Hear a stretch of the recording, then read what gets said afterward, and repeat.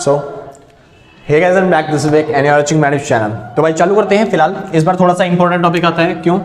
क्योंकि भाई बीकॉम वालों के लिए चाहे प्रोग्राम में हो चाहे ऑनर्स के लिए हो, ठीक है, सेमेस्टर 3 हो आपका चाहे सेमेस्टर 5 हो, चैप्टर 5 बना रहा हूँ किसका? ह्यूमन रिसोर्स मैनेजमेंट का, ठीक है, जो आपकी एचआरएम की बुक है उसका चैप्टर नंबर 5 बन रहा है, जिसका नाम है भाई प्लेसमेंट, इंडक्शन एंड सोशलाइजेशन। अब समझिए भाई ध्यान से, थोड़ा सा इंपॉर्टेंट है। क्यों? क्योंकि अगर आप बीकॉम ऑनर्स में हो तो फिर आपके में जो चैप्टर का नाम लिखा हुआ है वो खाली लिखा हुआ है प्लेसमेंट एंड इंडक्शन। लेकिन अगर आप गलती से बीकॉम प्रोग्राम में आ चुके हो तो फिर आपके अंदर मतलब आपके इस चैप्टर में प्लेसमेंट, इंडक्शन के साथ साथ सोशलाइजेशन का टॉपिक भी जुड़ चुका है। आसान, ठीक है। तो अगर आप मतलब अगर आप प्रोग्राम वाले हो तो फिर आपको प्लेसमेंट, इंडक्शन और सोशलाइजेशन तीनों सीखने पड़ेंगे। अगर आप बीकॉम ऑनर्स वाले हो तो अभी केवल आप प्लेसमेंट और इंडक्शन सीख चुके हो, मतलब प्लेसमेंट और इंडक्शन सीखना पड़ेगा, सोशलाइजेशन अभी सीखना नहीं पड़ेगा। हाँ, लेकिन फिर भी एक छोटा सा टॉपिक है, खाली 2 मिनट का टॉपिक है सोशलाइजेशन का, और वो खत्म हो जाएगा। अगर सीख लो तो बहुत अच्छी बात है, वरना फिर आगे जाके तो बाद में सीखना ही पड़ेगा आपको, ठीक है, चाहे आप ऑनर्स वाले हो चाहे प्रोग्राम वाले हो। तो मैं कहूँगा भाई आपको पूरी वीडियो देखनी है अभी की अभी, तो ज्यादा बेटर रहेगा आपके लिए। बाकी चैप्टर नंबर जो 5वां है उसका नाम बता दिया। एक में प्लेसमेंट एंड इंडक्शन लिखा हुआ है और दूसरे में प्लेसमेंट, इंडक्शन एंड सोशलाइजेशन लिखा हुआ है, ठीक है। तो कंफ्यूजन मत होना, शुरू करते हैं भाई फिलहाल एचआरएम का, ठीक है। तो सबसे पहले बात आती है, अच्छा टॉपिक चालू करने से पहले इंपॉर्टेंट चीज जो आपको पहले से ही पता है, ठीक है। अगर आपको नोट्स परचेज करने हैं तो नोट्स परचेज करने के लिए आप कहां पे जा सकते हो? इस नंबर पे कांटेक्ट कर सकते हो। व्हाट्सएप करने की कोशिश करना भाई, कॉल मत करना ज्यादातर, क्योंकि टाइम बिजी मिल सकता है फोन। व्हाट्सएप करना, हम जल्दी से जल्दी रिप्लाई करेंगे, ठीक है। नोट्स परचेज करने के लिए तो जो भी मिनिमम अमाउंट होगा वो आप पे करके आराम से नोट्स परचेज कर सकते हो। तो नंबर दे रखा है 8059639586। दोबारा बता दूं 8059639586। तो आप इस नंबर पे कांटेक्ट करके नोट्स परचेज कर सकते हो। फिलहाल चालू करता हूं भाई। नोट्स बन के तैयार हो चुके हैं पूरे बढ़िया तरीके से, ठीक है। हाँ, केवल इंग्लिश वालों के लिए, हिंदी वालों के लिए भी नोट्स नहीं बने भाई, शायद फ्यूचर में बन जाए तो पता नहीं भाई, मगर इंग्लिश वालों के लिए बन चुके हैं, ठीक है। हाँ जी, और मुश्किल है भाई हिंदी वालों के लिए थोड़ा पढ़ना, ठीक है, क्योंकि कॉमर्स से रखे हो तो इंग्लिश में पढ़ो ज्यादा बेटर रहेगा। फिलहाल चालू करते हैं भाई। टॉपिक का नाम आता है प्लेसमेंट, ठीक है। सबसे पहले बात आती है प्लेसमेंट। तो प्लेसमेंट होता क्या है? It means sending the new employed person to some department for work. मतलब कि प्लेसमेंट मतलब क्या होता है? जितने भी नए वर्कर आए हैं आपके पास काम करने के लिए, उनको किसी ऐसी जगह पे भेजना जहां पे वो क्या कर सके, काम कर सके, यानी उनकी काम करने की जगह पे भेजने को क्या बोलते हैं भाई? प्लेसमेंट। तो प्लेसमेंट क्या है? जितने भी वर्कर आपके पास आए हैं उनको उनकी जगह पे दिखाना या फिर उनको उनकी जगह पे पहुंचाना, क्या कहलाता है भाई? प्लेसमेंट कहलाता है। आसान है ना? मतलब जितने भी बंदे आपके पास काम करने के लिए आए हैं उनको उनकी जगह दिखाना कि कहाँ पे वो काम करेंगे, किस पोजीशन पे वो काम करेंगे, उसको क्या कहते हैं? प्लेसमेंट कहते हैं। अगला वर्ड आता है भाई सबसे इंपॉर्टेंट, इंडक्शन, जिसके ऊपर पूरा चैप्टर रहने वाला है। इंडक्शन या फिर दूसरा नाम कह सकते हो आप ओरिएंटेशन। तो आप इंडक्शन बोलो, ओरिएंटेशन बोलो, बात एक ही है। तो ओरिएंटेशन, इंडक्शन होता क्या है बेसिकली? जैसे कि कोई वर्कर आया, वो जब से नया वो वर्कर आता है उसको पता नहीं होता कि उसको किस तरीके का जॉब करना है या फिर किस तरीके का बिजनेस होगा, ठीक है। तो स्टार्टिंग में उसको पूरा बिजनेस घुमाना, पूरा ऑर्गेनाइजेशन घुमाना और उसको ये बताना कि आपके जैसे जो मतलब आप जो काम करोगे वो किन के साथ काम करोगे, ये आपके एम्प्लॉय हैं, ये सबऑर्डिनेट है, ये ऑर्डिनेट है, या फिर ये आपके बॉस रहेंगे, इस तरीके से आपको काम करना है, ये काम करना है। जो भी रिपोर्ट होगी वो यहाँ से मिलेगी, जितनी भी आपको क्या बोलते हैं रिपोर्ट बनाने के भेजनी है ऊपर, वो इस जगह पे आपको सबमिट करनी है। मतलब उसको जो काम करना है वो सारा का सारा काम उसको समझाने का काम किसके अंदर आता है भाई? ओरिएंटेशन के अंदर, या फिर आप कह सकते हो इंडक्शन के अंदर। तो इंडक्शन क्या है? एक प्रोसेस है जिसमें समझाया जाता है कि जिस बंदे की प्लेसमेंट करी जा रही है, जिस पोजीशन पे, उसको क्या क्या काम वहां पे करना पड़ेगा और उसके आसपास का सराउंडिंग कैसा होगा, ठीक है। हाँ जी, तो पढ़ लेते हैं एक बार डेफिनेशन। तो इंडक्शन क्या होता है? It is a process of socialisation. क्या है इंडक्शन? एक प्रोसेस है किसकी? सोशलाइजेशन की, of a new organisational member और एम्प्लॉयज, यानी कि जो भी नए मेंबर आए हैं या फिर जो नए एम्प्लॉयज आए हैं उनको लोगों से मिलवाना या फिर उनसे मिलवा के उनको बताना कि हाँ जी ये आपके बॉस हैं, ये आपके क्या बोलते हैं सर्वेंट है, तो इस तरीके से वो काम करेंगे। तो मतलब सोशलाइजेशन करवाने को क्या बोलते हैं? इंडक्शन। इट इंक्लूड्स या फिर it covers the activities involved in introducing a new employee to the organisation and his work unit. यानी कि इसके अंदर क्या होता है? कवर होता है सारी की सारी एक्टिविटीज जो कि इंट्रोड्यूस करी जाएगी किसको? एम्प्लॉयज को। किसकी? ऑर्गेनाइजेशन की। यानी बिजनेस में जितनी भी सारी की सारी एक्टिविटीज होती है वो सारी की सारी एक्टिविटीज उसको समझाना कि बिजनेस में ऐसे काम होता है, इस तरीके से काम होता है, इस तरीके से आपको काम करना है, ठीक है। ये सारा समझाना किसके अंदर आता है भाई? इंडक्शन के अंदर, या फिर आप कह सकते हो ओरिएंटेशन के अंदर। आसान था? बहुत अच्छे। चालू करते हैं। अब बात आती है पर्पस ऑफ ओरिएंटेशन। यानी हम पर्पस ऑफ इंडक्शन, यानी हम इंडक्शन करते क्यों, ये चीज समझाना ही क्यों होता है। तो पहली चीज, to provide knowledge about organisation, जो नया बंदा आया है उसको नॉलेज प्रोवाइड करना कि हमारी ऑर्गेनाइजेशन किस तरह की है और किस तरीके से काम करती है, उसकी नॉलेज प्रोवाइड करने के लिए हम क्या करते हैं, इंडक्शन करते हैं। दूसरा, to build up the confidence, जो नया बंदा आया उसको पता नहीं ऑर्गेनाइजेशन किस तरीके से काम करती है, क्या क्या चीजें उसे करनी पड़ेंगी। हाँ जी, तो उसका कॉन्फिडेंस बिल्डअप करने के लिए आपको बस एक बार बता दो उसे कि क्या काम करना है, वो आराम से कर लेगा। तो उसका कॉन्फिडेंस बिल्डअप करने के लिए आपको क्या करना पड़ता है, ओरिएंटेशन करना पड़ता है। अगला टॉपिक आता है टू प्रोमोट लॉयल्टी, उसके अंदर लॉयल्टी जगाने के लिए, क्योंकि जब नया बंदा आता है तो फिर वो क्या बोलते हैं, देखने में लगता है भाई, हाँ कोई नया बंदा आया तो वो देखता है भाई बिजनेस चल रहा है, ऑर्गेनाइजेशन चल रही है, वो लगता है कि भाई मैं अलग हूँ और बिजनेस में काम करने वाले सारे लोग क्या है, अलग है। वो थोड़ा डरा सा रहता है कि भाई क्या काम करना पड़ेगा पता नहीं। लेकिन अगर आप एक बार में मिला ले देते हो क्या बोलते हैं अपने वर्कर से या फिर उनके बॉस से, वो किस तरीके का बिहेवियर करते हैं, तो वो आराम से समझ जाएगा सब चीज, तो वो यूज टू हो जाएगा उससे समझने में, यानी कि उसको दिक्कतें नहीं होगी बाद में कोई भी चीज प्रेजेंट करने में। तो वो क्या हो जाएगा, एक तरीके से लॉयल बन जाएगा आपके लिए काम करने के लिए, ठीक है। टू बिल्ड क्लोज रिलेशन, यानी क्लोज रिलेशन बनाने के लिए, नया नया बंदा गया किसी से बात ही नहीं कर रहा तो फिर क्या करेगा भाई, मतलब अपने आप में काम करता रहेगा, ठीक है। लेकिन वहीं पे अगर कोई नया बंदा गया उसको सबसे मिलवा दिया कि भाई हाँ ये इस तरीके से काम करते हैं, इस तरीके से आपके इसका नाम ये, इसका नाम ये बंदे आपके साथ हेल्प करेंगे आपको काम करने में, प्रोडक्शन करवाने में। हाँ जी, तो इससे क्या होता है भाई, वो क्या होता है, रिलेशनशिप स्ट्रांग हो जाता है। तो कोई दिक्कत होती है तो फिर वो आराम से उसको सॉल्व कर सकते हैं, ठीक है। हाँ जी, रिलेशनशिप बेटर करने में क्या करता है, ये हेल्प करता है। तो ये काम थे भाई, पर्पस थे जिसके लिए हमें इंडक्शन करना पड़ता है। आगे चलते हैं, कंटेंट ऑफ इंडक्शन प्रोग्राम, जो हम इंडक्शन प्रोग्राम क्या बोलते हैं बनाते हैं या फिर जो इंडक्शन करवाते हैं उसके अंदर क्या क्या चीजें ऐड होती हैं। तो पहली चीज डिस्क्रिप्शन, बिजनेस में कैसा क्या चल रहा है, मतलब बिजनेस का पूरा पूरा डिस्क्रिप्शन दिया जाता है कि बिजनेस ऐसे बना था, इस तरीके से चालू हुआ था और बिजनेस में ये काम होते हैं, यहाँ पे स्टार्टिंग होती है, यहाँ पे बिजनेस चलती है, यहाँ पे इसकी और ब्रांच है, यहाँ पे इतने एम्प्लॉयज काम करते हैं, मतलब सारी चीजें बिजनेस के बारे में बताना डिस्क्रिप्शन में आता है। और बिजनेस के स्ट्रक्चर के बारे में बताना वो भी इसी के अंदर आता है, मतलब इस इंडक्शन के अंदर ही आता है। उसके बाद उसको बताया जाएगा उसकी वेजेस क्या होती है, सैलरी क्या होती है, और उसको क्या बोलते हैं अगर किसी को निकालना हो या फिर किसी को एडमिशन मिलने की उसको क्या बोलते हैं रिक्रूट करना हो तो वो किस तरीके से कर सकता है, या फिर आपके रूल्स क्या होते हैं, या फिर जो भी चीजें हैं बिजनेस से रिलेटेड वो सारी चीजें उसको समझाई जाती हैं इंडक्शन के अंदर। ड्यूटीज एंड अथॉरिटीज, उसकी जो ड्यूटीज है या फिर उसके जो दायित्व हैं वो भी उसको क्या करने पड़ेंगे, समझाने पड़ेंगे, किसके अंदर, इंडक्शन प्रोग्राम के अंदर। श्योर थे भाई। अगला टॉपिक आता है benefit of formal induction programme. जो फॉर्मल इंडक्शन प्रोग्राम होता है उसके फायदे क्या होते हैं, अच्छे तरीके, तो दो तरीके के इंडक्शन प्रोग्राम होते हैं, पहला इनफॉर्मल और दूसरा फॉर्मल। इनफॉर्मल में क्या होता है, आप गए काम करने के लिए, आपने पूछा भाई कंपनी किस तरीके से, आपने रिश्तेदारों से पूछ लिया, वो कह लेंगे बढ़िया कंपनी है। तो एक बार आप गए, आपने बोला कि सुबह मतलब ऊपर जाके प्रोडक्शन होगा, नीचे जाके ये होगा, ये सब मतलब किसी एक बंदे से पूछ लिया, ठीक है, जिसको उतना पता नहीं था, अपने आस पड़ोस से पूछ लिया।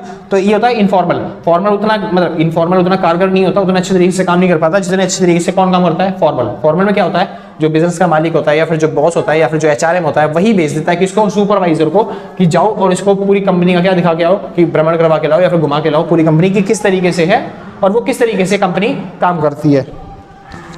आसान है। तो सुपरवाइजर जाता है और उसको बात बताता है कि भाई हाँ ये कंपनी के अंदर ये सब चीजें हैं और इस तरीके से कंपनी काम करती है।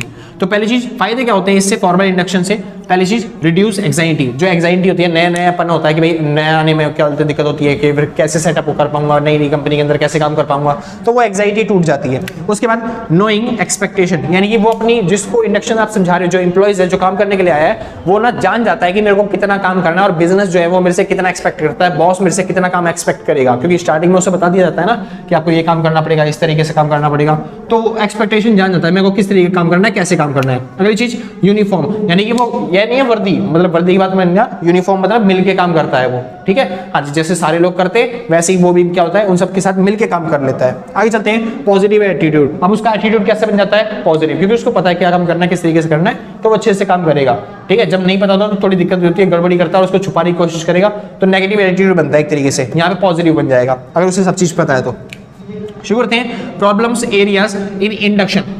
इंडक्शन के अंदर जब उसे समझाने जाते हैं इंडक्शन के अंदर प्रॉब्लम एरियाज कौन से, दिक्कतें कहाँ कहाँ पे आती हैं। बहुत आसान चैप्टर था भाई, छोटा सा चैप्टर था, बस ये खत्म हो गया, लास्ट टॉपिक है बस, इतना सही। मेरे हिसाब से मुश्किल से 10 मिनट का चैप्टर होगा खत्म। हाँ 2 मिनट की क्लिप अलग से बनाऊंगा किसकी, सोशलाइजेशन की, ठीक है, वो वाला टॉपिक, ठीक है। चालू करते हैं फिलहाल problem areas in induction. Induction के अंदर प्रॉब्लम्स कहाँ से आती है, दिक्कतें कहाँ से आती है। तो पहली प्रॉब्लम भाई गिविंग टू मच इंफॉर्मेशन।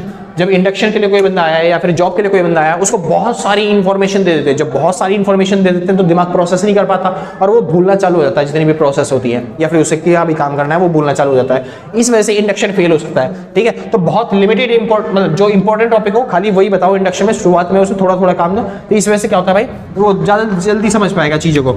ठीक है, थिंकिंग लाइक उसे मतलब कैसे थिंकिंग किया जाता है भाई, दिक्कतें कहाँ पे होती है। पहले बर्डन और सुपरवाइजर, ये जो इंडक्शन का प्रोसेस है पूरी ये किसके ऊपर थोप दी जाती है, सुपरवाइजर पे। और सुपरवाइजर ऐसे सोचता है यार मेरे को ही समझाना पड़ेगा क्या, पूरी फॉर्म की ओर मेरे को ही घुमाना पड़ेगा क्या। तो इस चक्कर में वो कुछ चीजें बताएगा, कुछ चीजें नहीं बताएगा, या फिर कोई दिक्कत बड़ा हो सकती है। तो इस तरीके की वजह से क्या हो सकता है, इंडक्शन जो है ना वो प्रॉब्लम्स में आ सकता है या फिर समझाने में दिक्कतें हो सकती हैं अगर वो सुपरवाइजर ऐसे सोचता है कि इंडक्शन जो है वो क्या है, उसके ऊपर बर्डन है। समझ में आया? हाँ जी, आगे चलते हैं। मिकी माउस टास्क, ये थोड़ा अलग है भाई। मिक्की माउस आपने कार्टून देखा होगा, वो वाला नहीं है। मिक्की माउस टास्क क्या होता है, जो छोटे छोटे टास्क है, जैसे कोई नया इंप्लॉइज आया और वो चाहता है इंडक्शन के बारे में या फिर कंपनी के बारे में सीखना, लेकिन जब वो आया उसको दिए जा रहे हैं कौन कौन से टास्क, मिक्की माउस टास्क, यानी छोटे छोटे टास्क दिए जा रहे हैं उसको काम करने के लिए, है ना। अब जब किसी को छोटे छोटे काम करने के लिए टास्क दोगे, वो काम किसी और को कोई बड़ा काम करने के लिए आया था और उसको दिया जा रहे हैं छोटे छोटे टास्क, वो ऐसा हो जाता है कि भाई बोर हो रहा है एक तरीके से, वो ठीक से काम नहीं कर पा रहा, क्योंकि वो सोचता है कि बस इस तरह ही काम के लिए आया था, वो बोरियत आ जाती है उसके अंदर और इस वजह से वो ठीक से काम नहीं कर पाएगा।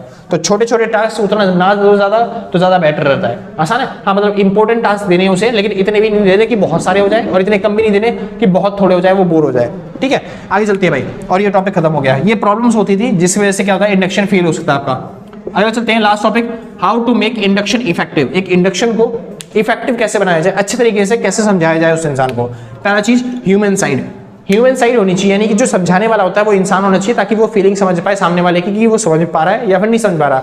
अगर वहीं पे मान लो रोबोट रख दिया या फिर एआई का यूज कर रहे हैं तो फिर वो अच्छे तरीके से हो सकता है ना समझ पाए या फिर क्या कहने वाले वो उसको समझ में ना आए। तो ह्यूमन साइड होनी चाहिए, तब इंडक्शन बहुत अच्छे तरीके से होता है। आगे चलते हैं, स्मॉल एंड इंपॉर्टेंट इन्फॉर्मेशन। उसको जो इन्फॉर्मेशन देनी है, बहुत सारी इन्फॉर्मेशन नहीं, मैंने बताया थोड़ी सी इन्फॉर्मेशन देनी है और इंपॉर्टेंट और इन्फॉर्मेशन देनी है। आगे चलते हैं, on the job instruction.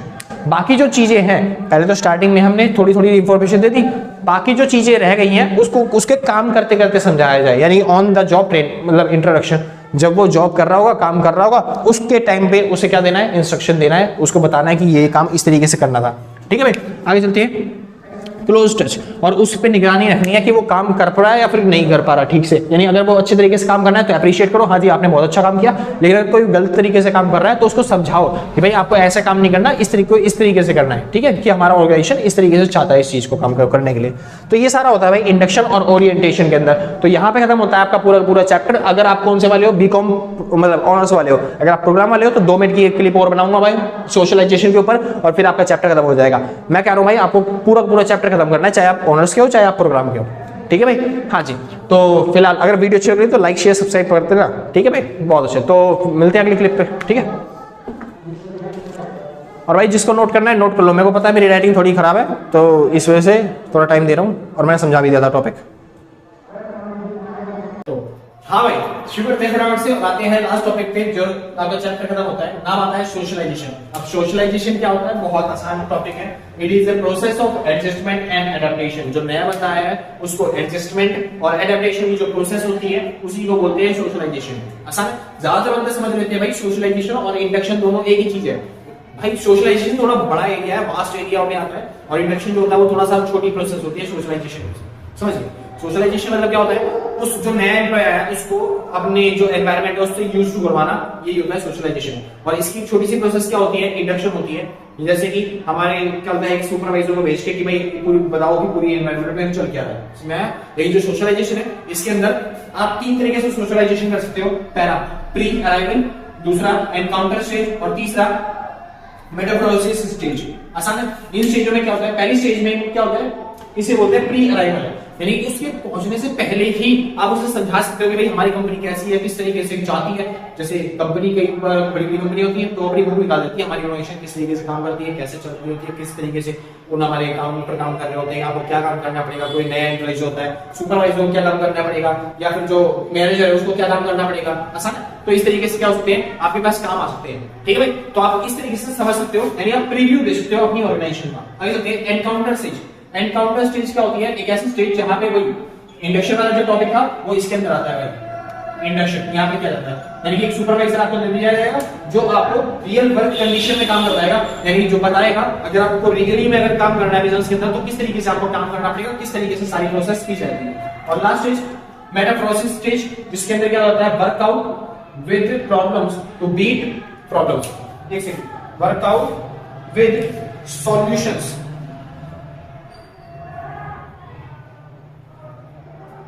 To beat problems. आपको एक प्रॉब्लम दे दी जाएगी, आप एक मतलब जैसे मान लो जब आप जॉब पे लग जाते हो तो आपको एक प्रॉब्लम दी जाती है, आपको एक सॉल्यूशन दिया, प्रॉब्लम दी जाती है और उसको सॉल्व करने के लिए आपको बोला जाता है कि आप उस प्रॉब्लम को सॉल्व करो अपने एनवायरनमेंट को यूज करके, अपने साथियों को यूज करके, अपने चीजों को यूज करके। आसान है? हाँ जी। जिससे क्या हो जाए, आप पूरी यूज टू हो जाओ हमारी कंपनी से इन 3 प्रोसेस के थ्रू। आसान है? और ये तीनों की तीनों प्रोसेस क्या कहलाती है, ये पूरे तीनों को प्रोसेस को मिला दो तो क्या रहता है भाई, सोशलाइजेशन। तो सोशलाइजेशन के अंदर हम पूरा जो नया बिजनेसमैन आता है या फिर जो नया एम्प्लॉयज आता है उसको यूज टू करवाते हैं, किससे, हमारी पूरी एनवायरनमेंट से या फिर पूरे ऑर्गेनाइजेशन से। आसान था भाई? हाँ जी। तो शुरू करते हैं ध्यान से। अब समझिए प्रोसेस क्या होती है इसकी, सोशलाइजेशन की। तो इसकी प्रोसेस डिपेंड करती है कैसी हो, शॉर्ट भी हो सकती है और लॉन्ग भी हो सकती है। अब मान लो कोई ऐसा एम्प्लॉइज आया जो जल्दी सीखने वाला है तो फिर वो एक बार में शॉर्ट तरीके से सीख जाएगा, और क्या होता है कोई नया बंदा आया तो वो पूरी तीनों की तीनों प्रोसेस का यूटिलाइजेशन करेगा। ये पूरी प्रोसेस है। कोई बंदा शॉर्ट में सीख जाता है, खाली इसी में सीख जाएगा तो ऑर्गेनाइजेशन के बारे में। कई बंदा होते हैं जो पूरे क्या इनके तीनों स्टेज पर जाते हैं तब जाके सीखते हैं। तो डिपेंड करता है किस तरीके से आप उसको यूज करना चाहते हैं। बस भाई यहाँ पे खत्म हो गया सोशलाइजेशन और यहाँ पे खत्म होता है आपका चैप्टर नंबर 5। अगर वीडियो अच्छी लगी तो लाइक शेयर सब्सक्राइब, बाकी आपकी मर्जी है, चाहो तो डिपेंड करता है आपने। ठीक है जी? हाँ जी। और किसी नोट्स परचेज करने तो आप इस नंबर पर कांटेक्ट करके, अगर किसी को नोट्स परचेज करने हो तो आप इस नंबर पे कांटेक्ट करके नोट्स परचेज कर सकते हो, जो कि टाइम कंप्यूटर टाइपिंग नोट्स होंगे। ठीक है? हाँ जी। जिसके अंदर पूरे चैप्टर की समरी होगी, एक तरीके से समरी भी नहीं कह सकते, पूरा चैप्टर ही होगा उसके अंदर। ठीक है? हाँ जी। बस छोटे छोटे पॉइंट्स में आसान लैंग्वेज में। ठीक है? और यहाँ पे होता पूरा चैप्टर। तो आज के दोस्तों नहीं मिलते हैं कल सेम टाइम से और टाटा बाय बाय।